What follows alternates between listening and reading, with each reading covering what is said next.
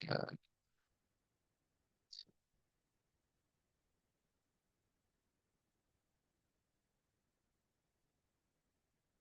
sulit. Oke.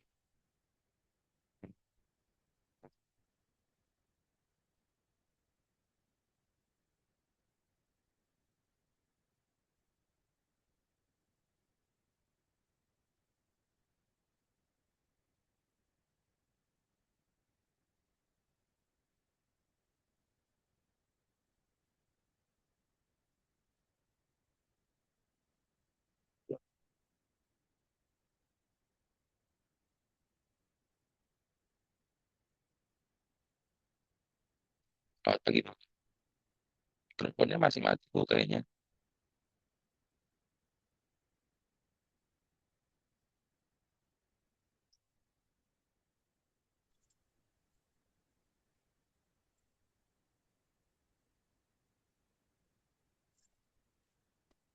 Nah, saya, Ibu, selamat pagi. Pak, sih, ini terkait dulu ya. Selamat pagi Pak Ya, ya, ya. Ini kayak apa nih? Pak Aditya.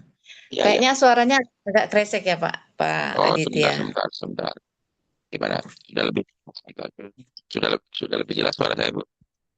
Kayak apa namanya backgroundnya itu kayak kresek-kresek gitu. Kayak kayak Oh, ngebrand ya.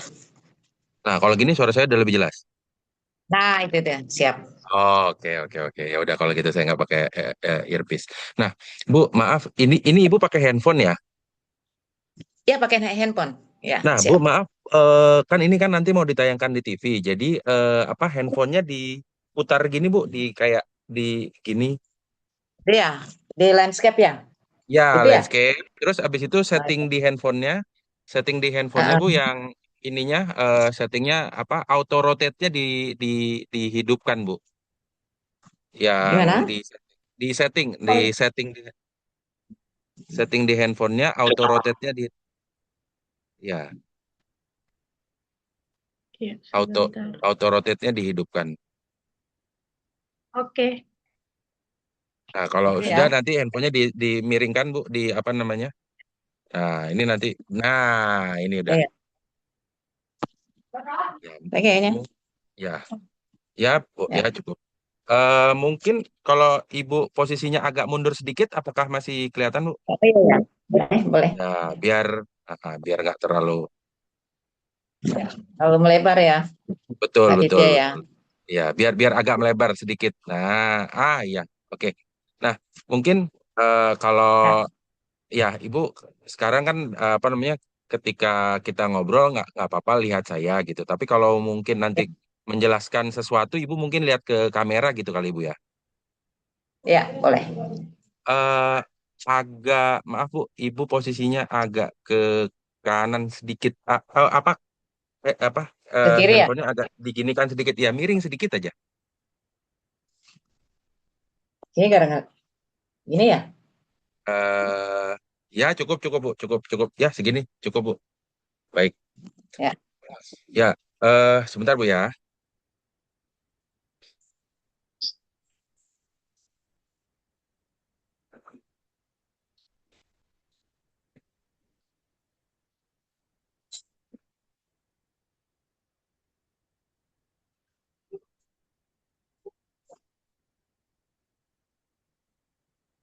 eh ya, Bu, kita kan kemarin udah sempat ngobrol-ngobrol. Juga saya sudah kira-kira apa ya, menyesuaikan mungkin pembahasannya gitu ya, yang akan kita spesifikkan seperti apa, karena yang kemarin kan Ibu bilang ada beberapa yang off the record, ada beberapa yang masih asumsi atau dugaan seperti itu mungkin nggak kita perdalam gitu ya, Bu, ya nggak apa-apa, tapi paling tidak dengan Ibu menceritakan ini nantinya awareness orang atau orang jadi lebih tahu ternyata ada permasalahan ini, dan juga permasalahan Ya, ini sudah berjalan cukup lama dari 2019 bahkan gitu. Seperti itu, Bu ya. benar. Benar. Oke. Ya. Oke. Baik, kita mulai aja, Bu ya. Ya, siap. Ya, jadi untuk yang pertama ini Bu, kasus ini awalnya terjadi tahun berapa dan secara prosedural bagaimana seharusnya guru ASN itu dipindahkan Bu? Ya Bu, jadi pertanyaan pertamanya ini berawal tahun berapa dan bagaimana seharusnya kalau secara prosedur guru ASN itu dipindahkan? Iya, ya. Izin Pak Aditya, terima Ya, kasih. Assalamualaikum warahmatullahi wabarakatuh. Ya, Waalaikumsalam warahmatullahi wabarakatuh. selamat siang untuk waktu Indonesia Tengah ya Pak Aditya ya. Uh, Terima kasih atas kesempatan untuk saya diwawancara sama pihak Trans7 untuk bisa membantu untuk mencari penyelesaian kasus yang saya alami, yaitu penahanan gaji ASN kurang lebih selama 74 bulan. Nah, kemudian penahanan pemberhentian tunjangan profesi itu sejak 2019, tepatnya pada bulan Juli 2019 sampai sekarang. Nah, itu. Nah, lanjut atas pertanyaan tadi Pak Aditya, mohon izin, bagaimana seharusnya prosedur untuk pemutasian ya, Ya, pemutasian seorang ASN itu untuk di lingkup pemerintah daerah. Ya, kalau menurut pengetahuan saya sih, menurut pengetahuan saya yang mungkin orang awam ya, mutasi itu bisa dilakukan ada beberapa cara, yaitu bisa dimutasi karena faktor dipromosi, kemudian ada faktor karena keterkaitan dengan masalah disiplin ASN, yaitu demosi sebagai hukuman disiplin, kemudian juga ada karena faktor apa namanya uh, permintaan sendiri, atau mungkin ada sesuatu hal mungkin mengikuti suami kalau misalnya bagi seorang ASN wanita perempuan. Nah, kemudian juga ada juga faktor karena ada penyegaran, memang ada penyegaran supaya ASN itu tentu uh, bisa mendapatkan situasi dan kondisi yang lebih baik dengan situasi yang baru gitu. Kalau menurut saya seperti itu. Ya, oke. demikian. Nah, ya, berarti ketika Ibu diminta untuk waktu itu kan Ibu situasinya adalah Ibu Ya, tiba-tiba dipindah dari SMPN 2 Kota Bau-Bau ke SMP ya. 7 seperti itu ya Bu ya. Nah, ketika diminta pindah itu Ibu tidak diberikan surat dan juga tidak diberikan alasannya atau seperti apa Bu? Ya. Jadi saya sedikit koreksi sedikit. Sebenarnya aturan mutasi itu sebenarnya aturan idealnya itu menurut hemat kami itu harus diberitahukan dulu sebelum dimutasi. Seorang PNS itu harus diberitahukan dulu. Tidak boleh asal dicomot-comot begitu saja gitu. Namun yang saya alami itu yaitu tanpa pemberitahuan. Saya tiba-tiba langsung dimutasi, dan itu pun juga saya dengarnya lewat mulut ke mulut. Karena saya belum tahu persis ya. Karena pada saat proses mutasi itu terjadi, saya masih bawakan materi sebagai instruktur nasional pada SMP sekota Bau-Bau, kemudian juga beberapa daerah yang di tetangga Pemkot Bau-Bau itu juga bergabung pada saat itu, yaitu sekitar tanggal 19 sampai tanggal 24 Juni pada saat itu. Padahal saat itu saya sudah dimutasi, saya tidak merasa dipanggil, diberitahukan. Nah, seperti itu. Jadi saya tidak tahu sama sekali. Tapi sebenarnya idealnya dalam aturan mutasi seorang ASN itu memang harus ada pemberitahuan sebelumnya. Seperti itu. Demikian Pak Aditya. Oke, berarti Ibu tidak ada pemberitahuan sebelumnya dan juga ketika sudah dianggap dimutasi itu suratnya juga tidak Ibu Ya. terima seperti itu ya. Iya, benar sekali. Ya, Saya mendengar bahwa saya dimutasi, dinotogaskan ya, karena mutasi itu kan ada dua macam, Pak Aditya. ya. Ada SK mutasi yang punya kekuatan hukum, artinya itu harus dilaksanakan, tidak boleh tidak. Dan ada nota tugas. Nota tugas itu yang sifatnya hanya sementara, dan itu nanti terinclude nanti di BKN ketika ASN yang bersangkutan sudah melapor di tempat tugas baru dan melaksanakan tugas di tempat baru. Seperti itu. Oh, oke, maaf Bu. Kalau yang tadi SK, maaf, yang pertama SK apa Bu? Yang tadi disebutnya SK, yang pertama SK, yang pertama ada SK SK mutasi, mutasi. ya, SK mutasi itu kan ada konsideran kan di dalam. Ya, Harus ada konsideran. Itu SK mutasi namanya surat keputusan. Dia. ya, SK Kemudian mutasi yang itu yang, kedua itu ya, SK mutasi itu yang mengeluarkan siapa Bu ya? SK mutasi yang mengeluarkan kepala daerah PPK. Oh, Nah, oke. Oke, berarti SK mutasi dari kepala daerah. Kalau nota, maaf tadi nota nota dinas, nota apa Bu? ya, nota tugas, Ya, kalau nota tugas nota yang mengeluarkan dari mana Bu? kepala daerah, kepala daerah Oh, juga. oke, Ya. oke, oke, oke. Nah, Nah, hanya baik. bedanya itu Pak Adit ya. Hanya bedanya kalau kalau SK itu dia ada konsideran, didahului dengan konsideran. Nah, kalau nota tugas itu tertulis nota tugas di atas, kemudian langsung nama-nama yang dimutasi seperti itu.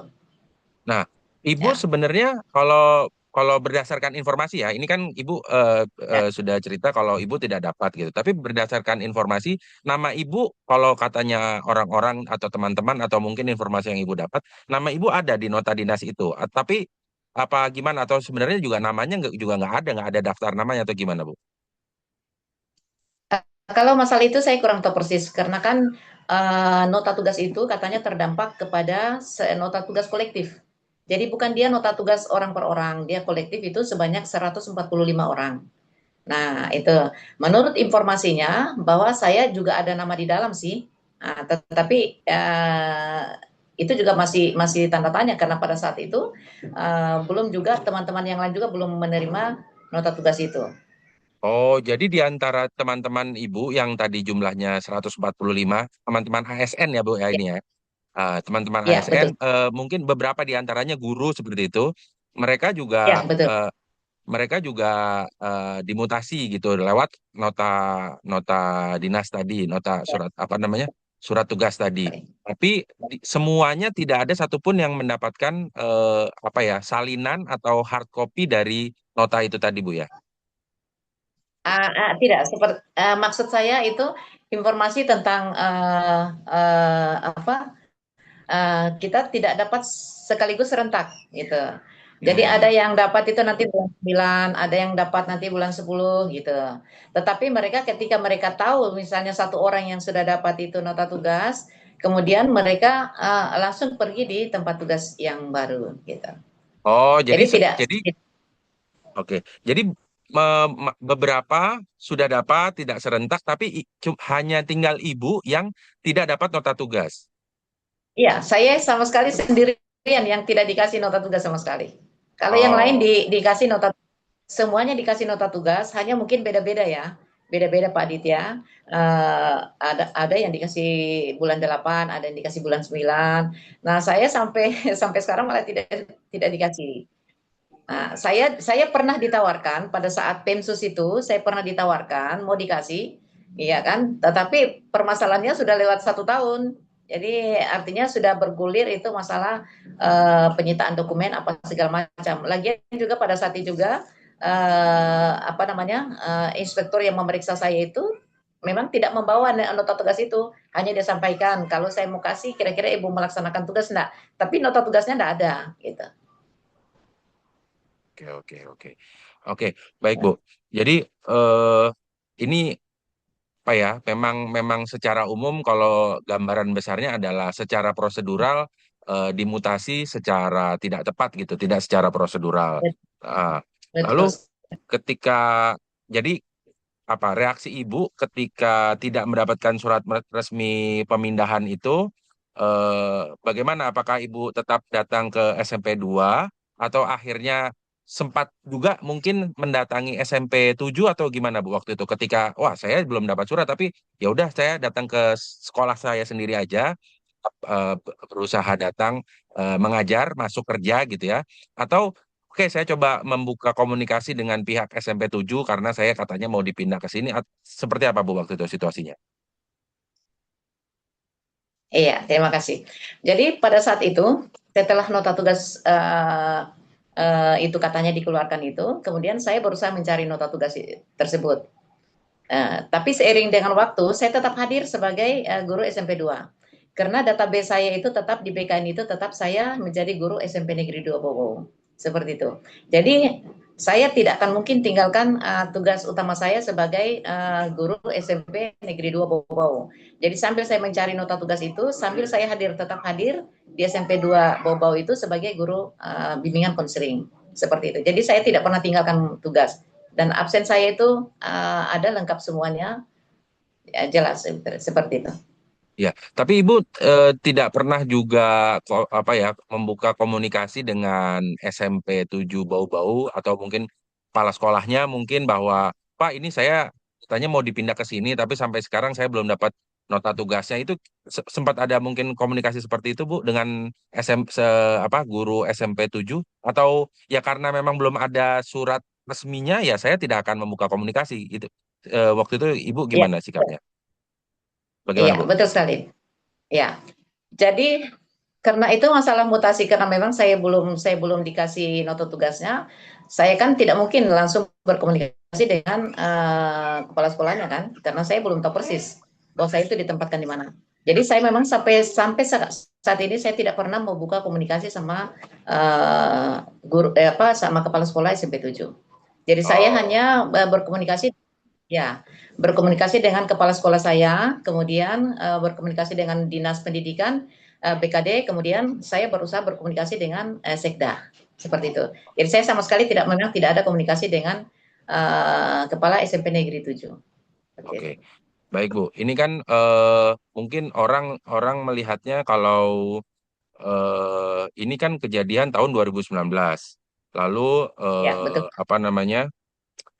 Sekarang sudah lama sekali ini kurang lebih ya 6 tahun gitu ya. Maksudnya 6 tahun proses ini panjang dan kalau proses ini panjang tapi Ibu masih tetap digaji sebagai ASN gitu kan oke lah gitu. Tapi ini kasus ini panjang berjalan cukup lama Ya, sebenarnya eh, apa ya?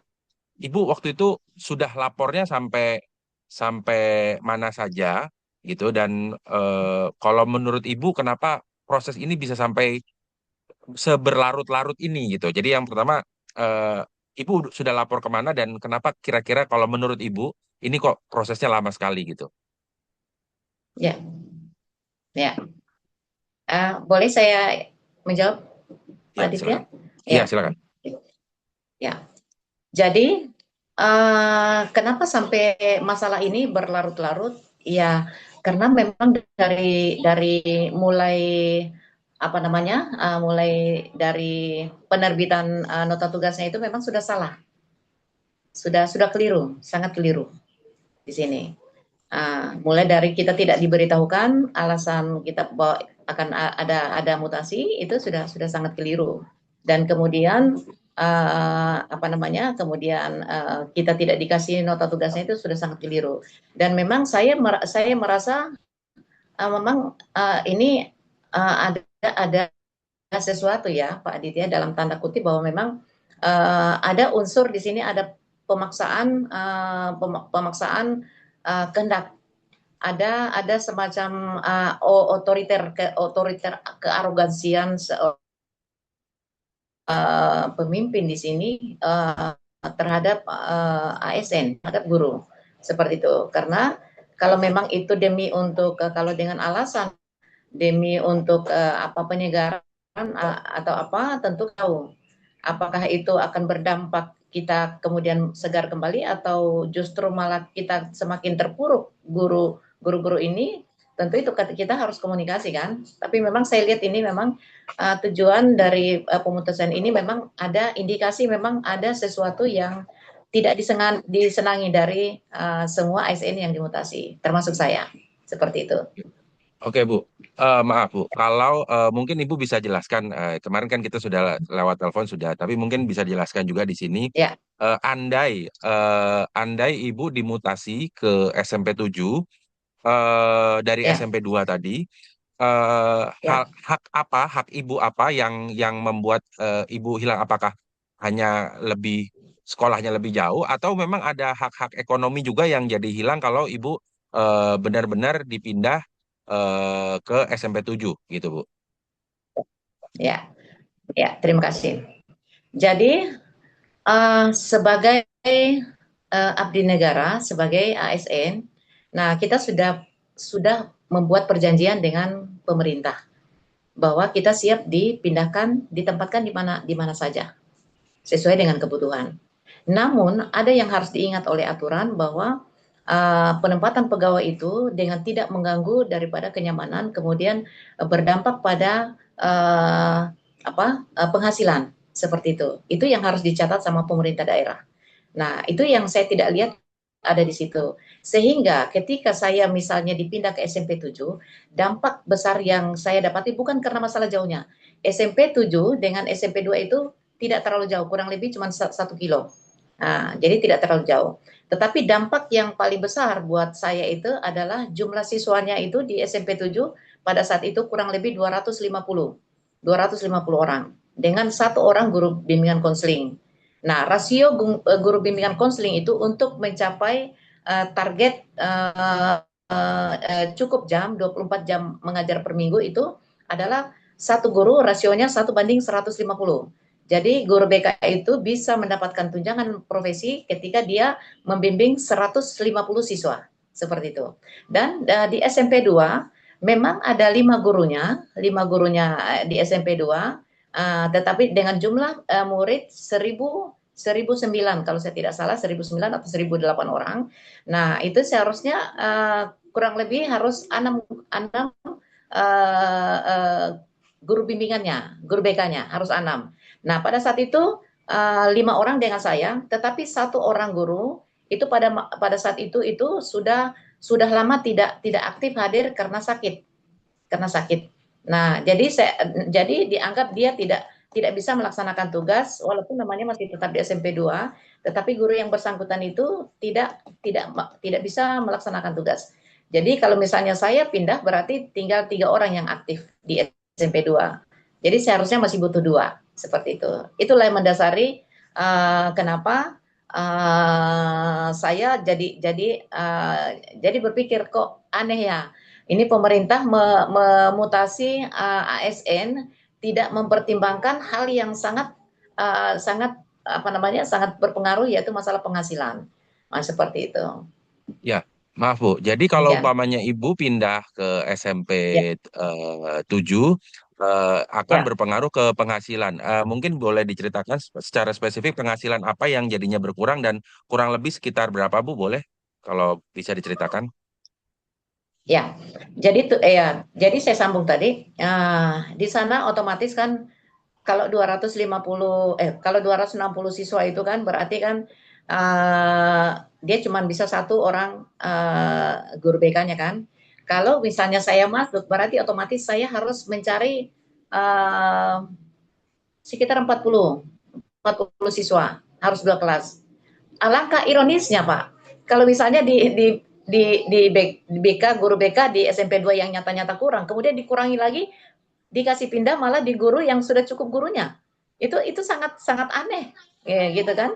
Nah, itulah makanya kenapa ketika hal ini sebenarnya harus ditahu sama pemerintah pusat tentang rotasi-rotasi seperti inilah yang sangat merugikan guru-guru di pemerintah Kota Bau seperti ini, karena pemutasian itu asal-asalan karena mungkin faktor apa, faktor faktor tidak suka apa atau bagaimana atau dendam apa, saya walau alam saya tidak tahu, tetapi itulah sebenarnya sehingga tunjangan profesi yang biasanya saya terima, kalau saya yang biasa saya terima ya pada 2000, mulai tahun 2009 lancar saya terima karena memang di SMP 2 itu kan kita memang kelebihan murid dan kita semua cukup untuk menerima tunjangan profesi. Itu biasanya kita terima itu kan 1 kali gaji pokok kan, ya kurang lebih 5 juta lebih. Tapi kami golongan 4 itu dipotong 15%.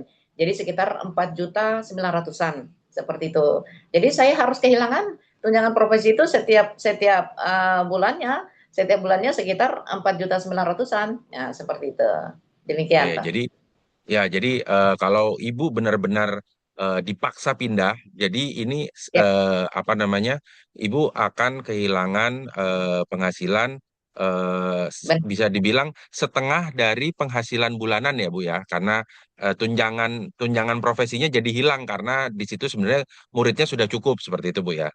Benar, benar sekali. Oke. Benar Nah, sekali. ya, Ya. Ibu mungkin nggak apa-apa, mungkin bisa diceritakan secara singkat. Ibu ini kan merasa dirugikan, kalau menurut saya bukan merasa dirugikan, sudah pasti dirugikan gitu ya, sudah pasti dirugikan karena jadi nggak Ya, gajian, benar. jadi apa ya menghabiskan waktu, energi untuk mengurusi hal apa ya yang sifatnya administratif tapi berdampak besar kepada kehidupan pribadi Ibu. Nah, Ibu sudah Betul. lapor ke mana saja dari mulai tingkat yang paling rendah sampai yang tingkat paling tinggi. Ibu mungkin bisa diceritakan secara singkat. Sudah lapor kemana saja, Bu? Ya, jadi setelah masalah ini tidak terjadi masalah, karena ini masalah terjadi pertama itu pemberhentian tunjangan profesi kan dengan tanpa prosedural. Nah itu duluan saya mengadu ke kepala dinas, namun saya ditolak. Artinya kepala dinas itu tidak mau sama sekali bertemu saya. Kemudian saya komunikasi sama kepala sekolah. Saya minta beliau untuk segera mengganti apa namanya SK pembagian tugas yang berdampak pada tunjangan profesi saya. Tapi beliau menolak juga. Katanya itu sudah Ibu sudah dikasih pindah. Kalau saya dikasih pindah Pak, harusnya di SK penugasan itu harus dicantumkan di konsiderannya bahwa ada tugas pindah itu seperti itu dan ini sangat merugikan saya. Kemudian saya ASN itu tidak boleh langsung dicoret nama saya di SMP 2, harus sudah jelas bahwa saya sudah di SK-kan pindah seperti itu baru dicoret. Tetapi kepala sekolah tidak menerima pendapat. Kemudian karena tidak menerima pendapat, saya kemudian berusaha bertemu dengan sekda juga. Nah, di sekda juga tidak bisa saya ketemu. Saya sama sekali tidak ada satupun pejabat yang mau bertemu dengan saya masalah ini. Nah, sehingga saya putuskan terakhir itu untuk di Kota Bau, saya bawa apa namanya? Saya bawa permohonan saya, pengaduan saya itu ke DPRD Kota Bau pada saat itu. Nah, karena pada saat itu sudah masuk pandemi COVID, nah sehingga saya dalam keadaan agak-agak kurang sehat. Nah, saya bawanya itu buru-buru. Saya tidak sempat ambil ini, tetapi saya tidak kehilangan akal. Saya WA ketua DPRD-nya bahwa saya sudah membawa surat Pak, tolong Pak diperiksa. Nah, kemudian tidak dijawab juga sama ketua DPR-nya. Saya WA lagi beliau, saya bilang Pak, saya kirim filenya ini, file dia punya fisik saya sudah bawa Pak, ini filenya saya kirim lagi ke Anda. Mohon Pak, saya direspon ini pengaduan saya, tapi sampai detik ini pun saya tidak direspon. Sehingga saya putuskan pada saat itu, saya putuskan untuk melapor uh, ke kementerian. Jadi semua kementerian itu saya bersurat Pak Ditya. Saya bersurat ke BKN, saya bersurat juga ke BKN Regional 4 Makassar. Kemudian saya juga bersurat ke KASN. Di KASN itu kemudian saya sempat sidang virtual sekali di KASN. Nah, dan sampai sekarang itu tidak ditemukan bahwa adanya apa namanya pelanggaran untuk saya seperti itu. Kemudian saya bersurat juga ke Kemendikbud pada saat itu, belum Kemendikbud belum ada, masih Kemendikbud. Nah, Kemendikbud juga itu kemudian bersurat juga direspon semua. Nah, kemudian saya bersurat juga ke Menpan RB, terus ke Komnas HAM juga saya bersurat, dan kemudian ke Komnas Perempuan, kemudian ke mana ya, ke Kemendagri. Nah, saya bersurat dan kemudian ke Pak Presiden Jokowi juga saya bersurat pada saat itu. Gitu. Bu, baik. Demikian. Kalau Dan ya, Ombudsman, mohon maaf, ke Ombudsman juga saya bersurat. Ya, oke.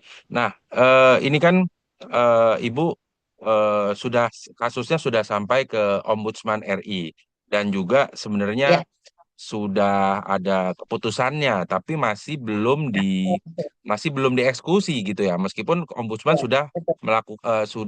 Luar, sudah memerintahkan gitu ya, sudah memerintahkan ya, kepada pihak-pihak terkait, terutama mungkin wali kota, sekda, kepala dinas pendidikan yang terkait.